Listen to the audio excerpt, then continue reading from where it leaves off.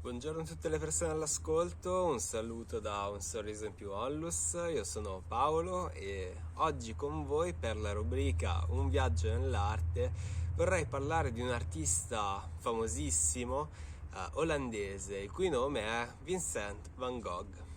Prima però di parlare dell'opera di cui oggi ho deciso di fare l'analisi, ossia La notte stellata, mi piacerebbe ricordare alcune coordinate essenziali della vita di Van Gogh. Van Gogh nasce nel 1853 in un paesino al confine tra il Belgio e dall'altro lato l'Olanda. Van Gogh è olandese. Lui nasce figlio di un pastore protestante che aveva altri 12 figli e con uno di essi Van Gogh rimarrà in contatto tutta la vita, il fratello Theo.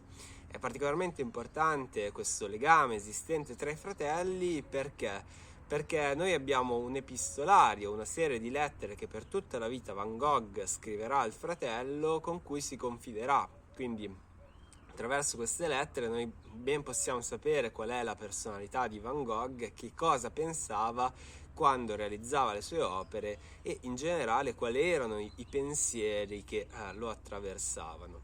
Van Gogh, prima di affermarsi come pittore a tempo pieno, potremmo dire, in realtà aveva lavorato come commesso in una galleria d'arte, prima all'Aia, quindi in Olanda, poi a Bruxelles e in seguito a Londra.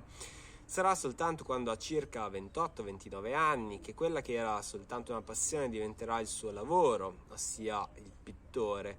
E con quale modalità si approccia alla pittura? Non è più la pittura accademica, la pittura inquadrata del bello, dell'antico, quindi della stesura del colore sulla tela per rappresentare quello che gli occhi di un artista vedevano, pur reinterpretandolo.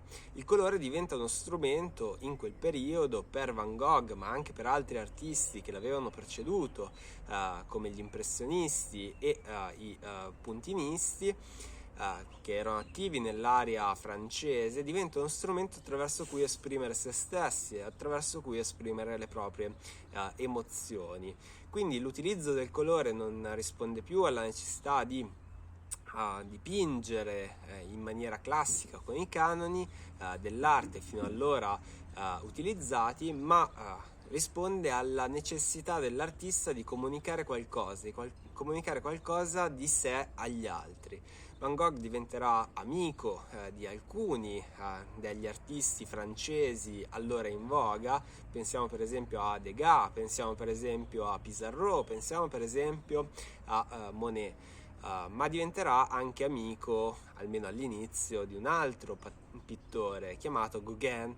Con Gauguin per un certo periodo convivrà, ma i loro caratteri saranno talmente diversi, anche il modo di vedere l'arte sarà diverso, che si dice, si racconta, perché questo Van Gogh non l'ha messo nero su bianco in maniera definitiva, chiara, che dopo una lite con Gauguin, che abitava insieme a Van Gogh, lui, il nostro artista pazzo, ha preso un coltello e si è tagliato un orecchio. È famosa questa vicenda. Dopo poco Gauguin se ne andrà da quella casa e Van Gogh si farà ricoverare in Provenza, in un piccolo villaggio, in quello che era una casa di cura psichiatrica, perché aveva necessità di rimettere ordine ai suoi pensieri.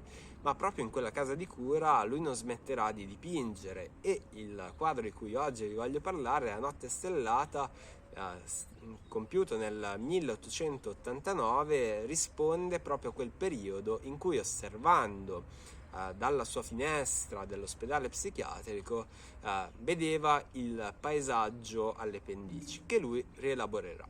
Il villaggio rappresentato sulla destra del quadro di Van Gogh della notte stellata è probabilmente lo stesso quindi che Van Gogh vedeva dalla propria stanza dell'ospedale psichiatrico, ed è un villaggio dipinto prima che ci sia l'alba, quindi ancora siamo nella notte. Vediamo delle flebili luci rappresentate ovviamente con dei toni gialli, mentre abbiamo due elementi di verticalità: da un lato il cipresso sulla nostra sinistra che è un forte elemento di blocco perché lo spettatore non venga totalmente immerso all'interno del quadro, e poi abbiamo sempre nel villaggio una cuspide del campanile come secondo elemento di verticalità dipinta in toni grigi. Un attimo più spostati sopra il villaggio abbiamo degli alberi che sono rappresentati, sono degli ulivi perché ci troviamo in Provenza, quindi nella parte sud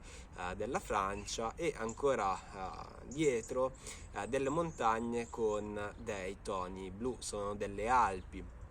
Da quella fascia, dalla fascia delle montagne in su, inevitabilmente vediamo come la rappresentazione della realtà ceda il passo in Van Gogh nella rappresentazione della tensione che lui provava.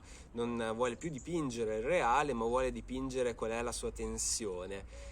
E tra l'altro nelle lettere al fratello Teo lui dice che voleva rappresentare con questo cielo una musica, e questo elemento musicale, questa circolarità che viene compiuta mediante la stesura direttamente del colore, in una certa misura traspare.